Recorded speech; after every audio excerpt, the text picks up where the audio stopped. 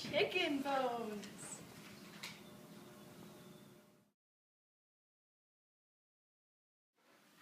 Hypothesis. We think that the bones will become softer and smoother. The juice will make the bone darker. The vinegar will make the bones brittle. Materials: 4 plastic cups, 5 paper plates, 5 pieces of chicken, wings and drumsticks, water, vinegar, milk, fruit juice, Sharpie, plastic bag, paper, camera device, laptop or phone, Clorox wipes, windowsill, and sink. Professor Pellegrino.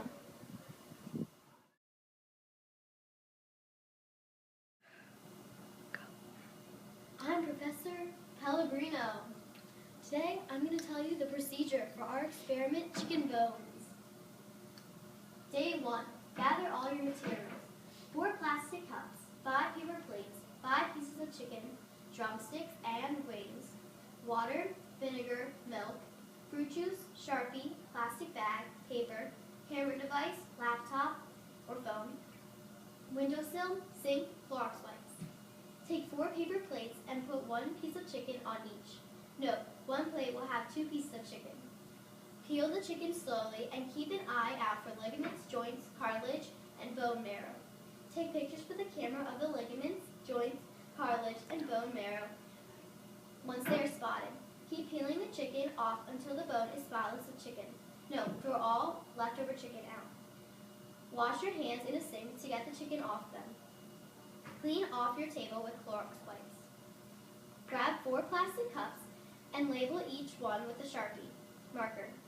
Note, one will be water, 1 will be vinegar, 1 will be milk, and 1 will be fruit juice. Pour water into the cup you have labeled water. Pour vinegar into the cup you have labeled vinegar. Pour milk into the cup you have labeled milk, and pour fruit juice into the cup you have labeled fruit juice. Note, fill each cup 3/4 full. Place each of your chicken drumsticks and wings into a liquid. Wait 10 minutes after you have placed each one into a liquid.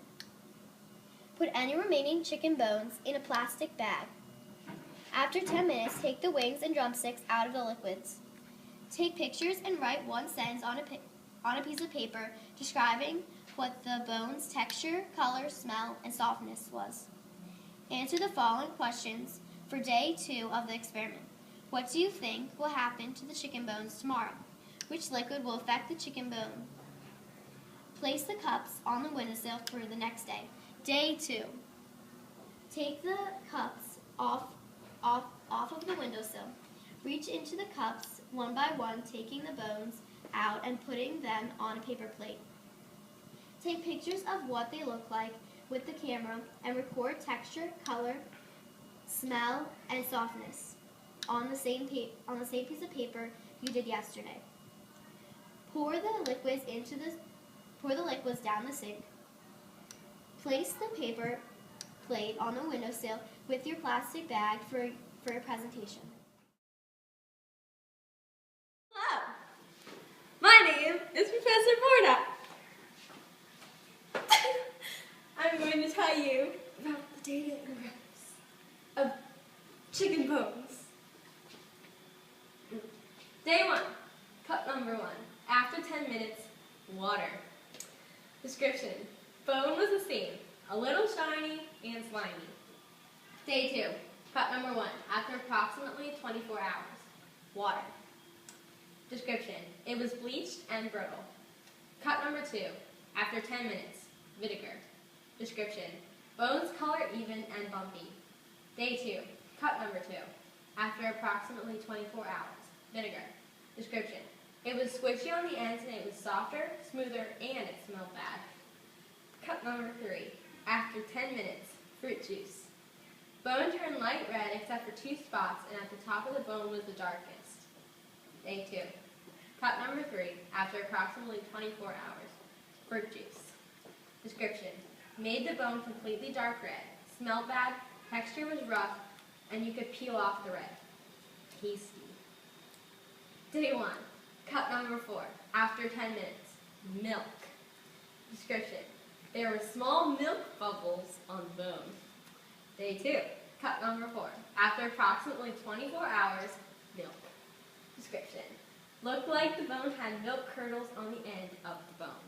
Now, I will tell you some of the parts that has to do with bones. Bone marrow.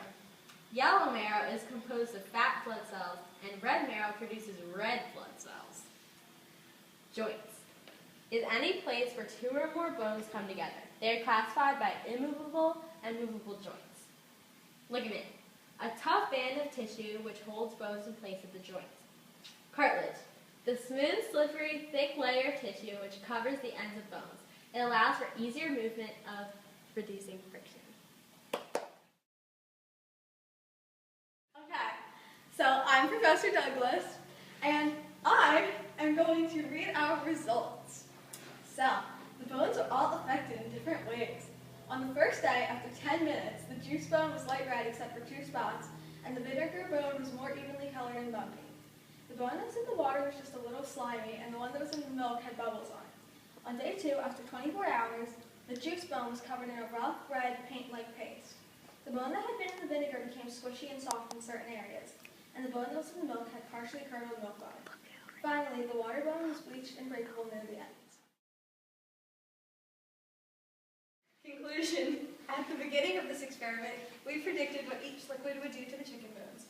We thought that the vinegar would make the bones brittle, milk would make the bones softer, the fruit juice would make the bone red, and the water would have little to no effect on them.